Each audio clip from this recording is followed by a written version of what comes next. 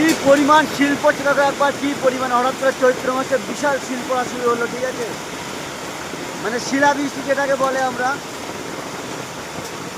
40 থেকে শিল পড়ছে ভাই, কি শিল পড়ছে দেখো একবার।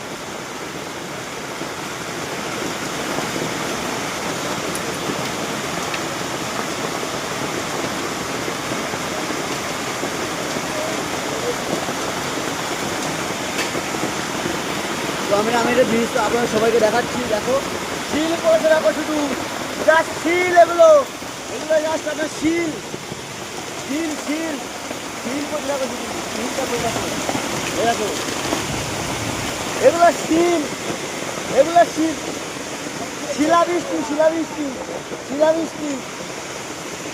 তো দেখো